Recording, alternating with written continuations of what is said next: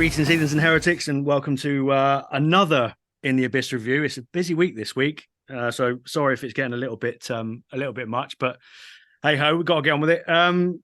It's just me this evening without the holy man or voice of reason, but obviously I needed some, how should we say, a little bit of authority on all things death metal because, you know, as everyone knows, I'm not the biggest fan of it. So I thought, who do I know that can offer, you know, another opinion on a new death metal release? So Bean, I've dragged him out. I thought for a minute he was actually sat in his bath, but he's not. So well, it's because you can only see me from the waist up. So okay. I may well be. I'm gonna leave that to people's imagination. So below the waist, you're warm and soapy. Is that what? Most days. Yeah. So yeah. Anyway, yeah. Look.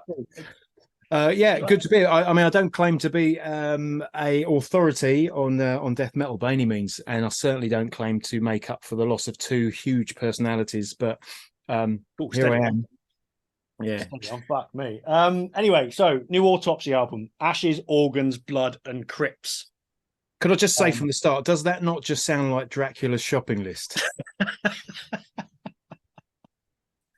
Well, yeah, I think you get 3 for 2 on Blood, don't you? If you buy the Crypts, so you got to think about the orders these days, cost of living and all that. If you've got a club card, yes. Yeah, exactly. Fuck knows what a Dracula's club card is like, but yeah, it's a new Autopsy album. They only released an album last year, which we both really liked, didn't we? Yeah. And for the love of me, the name of it's just Morbidity Triumphant. That's it. That's why I can't remember it because it's fucking ridiculous. But yeah, we both enjoyed it. Yeah, I did enjoy it. It's less ridiculous than Ashes, Organs, Blood, and Crypts. But if you can't go a little bit silly with a death metal album title, then what's the point in doing it? Exactly. Exactly. Song titles and album titles, you know, it's part of it. Yeah, it's setting out the stall, isn't it? You want to look at that and think, yeah, fucking hell, I want to listen to that, you know. Yeah, exactly. Exactly. And the artwork as well. Autopsy's album artwork is always pretty special. And this one's no different. I've got it in front of me. I don't even I don't even know how to describe it really. Go look for yourself. Isn't it? I mean, I have to say, I think I talked about it on the podcast before. The cover for the last album, where it's literally got some guy wearing a cloak made out of faces. Yeah. Is probably the most heavy metal album I've seen in the last few years. So, you know, they've got a standard to uphold, and it they have. Well, it's always a telltale when you Google search it and it blurs it out, and you have to then click into it to be able to actually see it. So, you know, it's a good start. But look, what little I know of Autopsy, like I said, I only really kind of got into them off the back of the last album. They are very much a Route 1 Motorhead fused death metal band. I think it's fair to say. Yeah, they're one of those bands where they kind of churn out the same album. Churn being the operative word, actually, but you kind of want them to, you know, just like Motorhead, just like AC/DC. It's like if they mess with the formula too much, you know, it's going to raise a few eyebrows, I think. So I'd say this one is like, it's reassuringly Autopsy. Yeah, that's a fair point. Like the times I've listened to it, I've really enjoyed it. It's always difficult to pick out highlight moments from death metal unless I think you're a real die-hard death metal fan and you can pick out those little elements. But you know, for me, you know, I think, you know, it was the same for you. One thing that we've talked about quite a bit when it comes to heavy metal and songs and everything like that is having a touch of the blues, and there are bluesy moments in this album, aren't there? Oh man, all over. It's got so much feel. You know, it lurches, it swings, it pulls, it pushes. I mean, I like the first thing that stood out for me listening to it is just that overall sound. You know, the production, the sound, the performance, and it all is very much rooted in that kind of, you know, that lurching bluesy. You know, it's rough. It's a far cry from, you know, a lot of death metal these days is that very kind of clinical sounding, everything, you know, very kind of streamlined and almost like machine like. And this is this is in a tradition of the old school, to say it one way. I mean, I think it seems probably appropriate to mention Chris Reifart's involvement in, the first Death album, Scream Bloody Gore. Yeah. So obviously Chris played drums on that album, classic album. So his place in metal history is kind of assured there. There it is. He's an important part in that big family tree already. But if you want to use that as a blueprint, like kind of Death are a band that represent the whole spectrum really of kind of death metal and how it can sound. But that early stuff, that Scream Bloody Gore, where everything's just a bit raw and rough, pretty much sets the template for kind of Autopsy's career from that point, and how they still sound to this day. And for me, that's exactly how I like my death metal. I just want that. The first thing I notice, the first thing I want to experience is just kind of that overall feeling of disgust. Like I want to feel like I'm sitting there in a vat of mucus, just kind of getting messy, and it stinks and it's sticky. And this album, I mean, the band nail this every time, I think, but this album particularly just has that really visceral, tangible, you can reach out and touch it. It's a very physical sounding album. Well, it kicks off with a song called Rabid Funeral.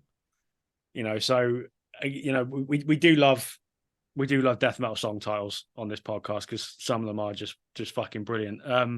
Look, the album kicks off fast, heavy, as you kind of expect, sort of breakneck speed. But again, about 2.5 minutes in, that first sort of hint of these bluesy breakdowns kind of kicks in, and I didn't see it coming. I'm not entirely sure why, but it just kind of comes out. It just the dynamic on offer here is what I don't get from a lot of death metal. Like you say, when it's a bit too clinical, I don't get that. That's come out of nowhere kind of thing. Whereas this album, first song in, did actually throw me a little bit. I didn't see it coming. Yeah, it does. It's like those transitions are just, they sound very natural. It goes exactly, it takes you by surprise, and then you realize that it's taking you exactly where you wanted to go. Yeah, really. And what I love about that first track is it gives you a little bit of everything. There's a lot. I think there's a lot of hardcore punk influence in that first track, which is something I think Autopsy have used. Certainly, Chris's other band, Abscess, they've got much more of a kind of punkier influence, and a lot of that comes into this newer stuff. I guess it's always been there, I suppose. Yeah, the punk vibe is strong. There's no doubt about that. No. But so actually the first track has got one of my favorite moments on the whole album. So straight out the gate, I'm already like, I'm on board, because somewhere in the final third, it just moves into this lovely, like, mournful guitar solo, just carries over the track, kind of got this half-cocked wah-wah sound on it, and it just sounds so, I don't know, like the soundtrack to a zombie film. It's terrifying, and it captures the mood. It's bang on. It's a wonderful moment, and it's in the first track. It's the kind of album that makes me think of it's a group of people that have just gone into a rehearsal room and started playing and recording it. It doesn't sound like there's 100 times to do a drum take and things like that. It just almost sounds like it's recorded live. It's got that natural feel all the way through the album. 100%. Yeah, it sounds like pretty much everything's a first take. They haven't overthought it. And the advantage of that, or the benefit of that, is you get all that energy. Yeah. It's all, and that, which, speaking of which, the second track on the album, Throat Sore, fuck me, it just, that's pure punk rock. That it is savage. It's like a mosh pit anthem, and I've never, it's a really good example of a song that's just been perfectly named. Chris's voice on this just sounds absolutely phenomenal. I mean, throughout the album, actually, his voice is fantastic. He sounds deranged, just like some kind of monster. Yeah, of course. So that's so actually that the next two tracks, so Throat Sore and No Mortal Left Alive, for me I kind of pair those two up as they're just like mosh pit anthems. You can feel the sweat. You can, you can just see that writhing kind of pit of bodies just sort of slamming off each other. Sweaty and smelly. Sweaty and smelly. It does slow down fair bit in the middle though, doesn't it? It goes quite Sabbathy. It does. Yeah. I mean, like Wall of Entrails that reminded me when I was first listening to the first few bars of that track, it made me think of first Candlemass album. Right. Yes. It's got that atmosphere to it, you know. You know what's bizarre? I actually thought of Suicidal Tendencies in the intro to that. It's a like weird either thing. end of the spectrum, isn't it? Like, I mean, I completely agree with you. I'm down with that. Candlemass, absolutely. There's a weird, I don't know what, I can't, off the top of my head, I can't think what track it is, but there's a specific Suicidal Tendencies song. I was thinking there's just something from that in this as well. But, the main riff comes in and it's a proper Tony Iommi moment. Yeah. But to me, it reminds me of like 90s Tony Iommi. It sounds like Dehumanizer, which is probably, I would say, Sabbath at their heaviest, like angry heavy. It's just got this real anger to it, that album. I see where you're coming from with that. Yeah. And I love that, I thought about Sabbath a lot listening to this album. I was surprised at that, to be fair. I wasn't, because the last album was quite sort of full on. It doesn't slow down all that much, whereas this one definitely has all those, like I said, those Sabbathy moments. Wall of Entrails, what we're talking about. Born to the Walls is another one that's a real slow, doomy intro as well. I was quite shocked by that. It reminds me of like, it doesn't sound like Sabbath. I don't listen to this and think like Sabbath. But there's like a riff that will really remind me of Tony Iommi. The bass playing throughout, there's a real Geezer Butler kind of this sort of melodic runs, these kind of walking bass lines. A lot of musicality is coming from the bass. And quite often when the music's kind of hitting this heavy monolithic stride, it's actually the bass that's providing that kind of that bluesy movement, I guess. And there's one track, I think it's the title track actually, and I was listening to it and thinking, fuck me, like they've got Bill Ward to kick off his slippers and come and do a guest spot, because the drumming just sounds like Bill Ward. It's perfect. It's amazing. That the title track's weird because it's like a classic Autopsy song. From what I know of Autopsy, it's just it's rock and roll tinged death metal, but then it's the outro is all very Sabbathy. It's a good minute and a half on the end of the song. Yeah, and it's very 70s occultish kind of doom metal basically. And it's got those mellow bits. It's probably the only time on the whole album where you get a bit of respite, like from the onslaught is in that track, and they kind of take it down, in a very Sabbath way. It's kind of got this sort of bluesy, jazzy. I mean, I use the word jazzy very tentatively, but it's, this kind of mellow, little mellow sections, I think, which, provide a bit of a contrast to everything else. I think the main thing you get from a band like Autopsy is, I need to go back and listen to some earlier stuff as well, because I do quite like what I've heard, but they are the epitome of the term, if it ain't broke, don't fix it. They do what they do, and that's it. They're not going to come out and do a Jazz Odyssey or whatever, are they? It's just, they are a rock and roll death metal band, and this is what they do, which is probably why they can churn out another quality album 12 months after the last one. That blows me away. Their last album was it was on my album of the year list. I loved it. Still listen to it now. I think it's great. The fact that it's not even a year or it's a year later and they put out another one, and I'd say it's on my end of the year list. And I say just even pips Morbidity as my preferred album. I think Fair enough. It's been a strong year for death metal, though. So is this one of the better death metal albums in 2023? Yeah, I'd say for my tastes, it definitely is. Just to comment actually on some of the other stuff going on it, there's a lot of some great guitar solos on here. Yeah. And they remind me very much of Obituary. Yeah. So for me, this is kind of going head to head, with Obituary's newest album as kind of death metal album of the year. And I'd probably put Vomitory up there as well. They're the three kind of completely. death metal albums for me, which are really, I keep going back to. I keep, I'm playing them to death, if you excuse the pun. Bones to the Wolves. You mentioned that for me is the one track on the album that is a bit. I like, and it's a great track, but it's kind of like Autopsy by numbers. For me, and it splits the album in half.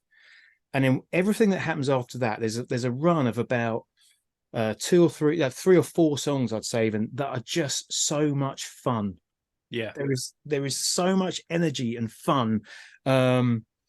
I mean, a track called "Toxic Death Fuck." How can that not be best song title of the year? I think that best song title of the year. It's got the most Autopsy moment in it, where it kind of the vocals just sort of break into this cough, this sort of hacking cough, which it sounds a bit like it could have maybe have been an outtake that they've just left in there. It just adds to this whole sort of disgusting feeling of the whole song. And there's a riff in that track as well that reminds me of, like, it's almost identical to Paranoid Opioid by Corrosion. Okay, I see. And you hear it, but what's great about it is, instead of sort of thinking, oh shit, that's not their riff, or they've ripped that off, it just makes you want to throw your beer glass up in the air and just go fucking crazy. It's brilliant. I think it's the last song on the album is called Coagulation, and again, it's these little bluesy riffs that have stood out for me, and this one's got it. It's about a minute in, that's all, and maybe it's just something that's just breaks up all the pace, and that's what I want from death metal. Because you're right, I go with you. Obituary, Vomitory, two very, very strong death metal albums this year, and that's three death metal albums that have all got something slightly different to offer. And none of them are predictable or boring or one-dimensional. Do you know what I mean? They've all got something a little bit different. Yeah, and I think we can pull Tomb Mold into that actually in terms of death. They're a whole different, like top tier fucking death metal. But between all those bands, they kind of cover it for me. But that's proof what I need from death metal is something a bit different every now and then. And for all the Cannibal Corpses and these sorts of things, which I enjoyed the new album, Chaos Horrific, surprisingly. But it's not going to be one of my, end of year kind of top 10, top 20 jobs. It's because it just doesn't offer enough interest. So, the four that you've just spoken about, they all do in different ways. So, yeah, congratulations, Autopsy. You've made it onto a very small list. Yeah, it's good. And what you mentioned, that Coagulation as well. There's a real kind of like new wave of British heavy metal element to that track as well. It kind of has this slow, like you said, this slow, doomy riff, and then there's these sections where you just think, oh, okay, hang on, we're back to 1982 or whatever. That'd be nice. But yeah, so look, I think again, we don't really give albums a rating as such on this, but I think it's fair to say that if you're an Autopsy fan, you'll love it. If you're not an Autopsy fan, but you have a passing interest in death metal, I think you'll like it if you like me. And look, if you're into that whole punky, there's a lot of punky black metal, death metal, black and death, all of that around at the minute. And this fits in, just well. The old masters can do it just as well as all the new kids on the block. So I think that pretty much sums it up. I'll drink to that. Yeah. Cheers. I'll raise my glass of Malbec to that. Not very death metal, is it? But there you go. So yeah, that's it. So the album's out. Yeah, it's a bit metally. The album's out this Friday, 27th, as this will go out. And check it out. Obviously, it's on all the digital platforms. It's probably out on vinyl as well. And I think with artwork that good, it probably needs to be on 12 inches, doesn't it, to fully appreciate what you're getting. So, go check it out. Yeah, it's a confirmed purchase for me. I had a feeling it might be. So, thank you for your time this Thursday evening. Always a pleasure. Good. That's good to hear. We will be back in a few days, probably. I've lost track of where we are, but until that point, thanks for listening and stay metal.